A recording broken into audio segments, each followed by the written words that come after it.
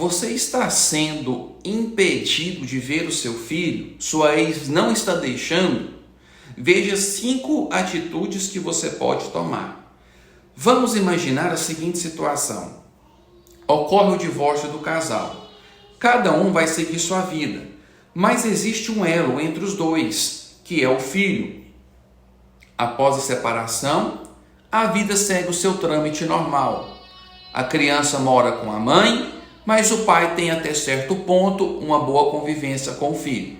Ele busca para passear finais de semana, leva na escola, leva ao médico, compra brinquedos, vai no cinema, dentre tantas outras atividades que um pai presente exerce com o filho. Ocorre que, em um certo momento, começam a ocorrer as discussões e a relação entre os pais fica abalada. Como consequência, a visita do pai, que já era natural, e a mãe aos poucos começa a limitar o acesso ao filho. Parece comum essa história? Pois é, acontece com mais frequência do que você imagina. Sabe aquela história de casal é passageiro, mas mãe e pai é para sempre? Então, é importante que as partes adultas, homem, mulher, pai e mãe da situação, tenham isso em mente e não leve seus problemas particulares para os mais necessitados e indefesos, que são as crianças. Ok, mas e aí, o que pode ser feito nessa situação? Então aqui nesse vídeo estarei demonstrando 5 atitudes que podem ser tomadas. Primeira, ação de regulamentação de visitas. Quando ocorrem conflitos, conforme o exemplo, pode ser necessário recorrer à justiça, principalmente quando os pais não realizaram anteriormente a relação de guarda e convivência de forma judicial. Assim, os interessados devem contratar um advogado de sua confiança com o objetivo que seja proposta tal ação.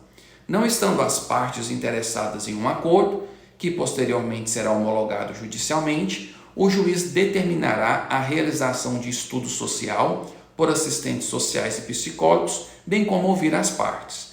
Ao final do processo, o juiz irá regulamentar o período de convivência e o mesmo deverá ser respeitado. Segunda possibilidade, cumprimento de sentença. Se anteriormente houve um processo como a ação de regulamentação de guarda, divórcio com fixação, do modo de convivência, entre outros, é possível exigir judicialmente o cumprimento do que foi decidido anteriormente de forma judicial. Então, caso seja desrespeitada a decisão do juiz e o pai ou mãe estejam impedindo o outro genitor de ter contato com a criança, poderá ser fixada uma multa diária por descumprimento da ordem judicial, ou até mesmo busca e apreensão da criança no dia que será dada a visita. Portanto, esse é um extremo que deve ser evitado, pois o mais prejudicado continua sendo a criança com essa experiência tão traumática de ver um objeto em um litígio, de ser um objeto em um litígio judicial.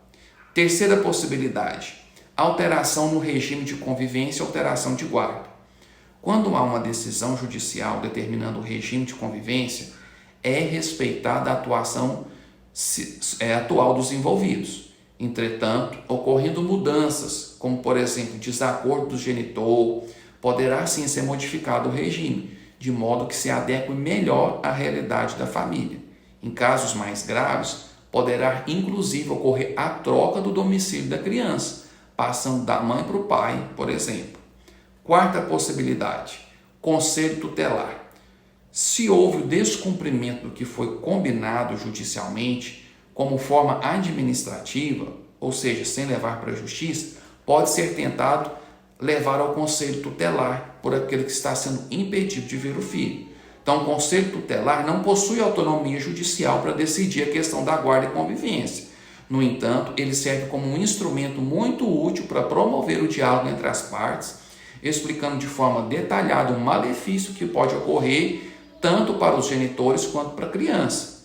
Inclusive, cabe destacar que eventual termo de atendimento realizado no conselho tutelar pode ser levado no processo judicial, e isso vai ser uma prova do que houve o descumprimento e as tratativas realizadas entre os genitores. E por último, quinto, o diálogo. Como foi dito mais acima, a importância do conselho tutelar para restabelecer o diálogo, o que ocorre? Insistindo nesse ponto, é importante que ambos os responsáveis tenham consciência de que deve ser evitado o máximo prejudicar os filhos de brigas sem fim, de desavenças sem fins. Então, atualmente, há diversas maneiras de contribuir, de conversar de forma tranquila entre as partes, com profissionais das áreas, da psicologia, não buscando culpados, mas sim situações para resolver de acordo com o melhor interesse da criança. Então, vocês têm que pensar no bem-estar das crianças. Filho não pode participar de briga de pai, nem de mãe, nem de desavenças. Ele está em desenvolvimento, o seu psicológico, o seu emocional, e isso vai trazer uma insegurança, vai trazer traumas que vai refletir lá na frente na vida do seu filho quando ele tiver maior.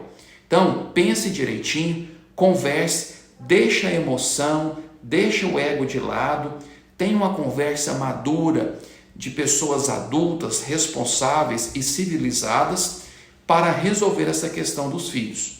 É isso aí, espero que tenham gostado, se inscreva no canal e até o próximo vídeo.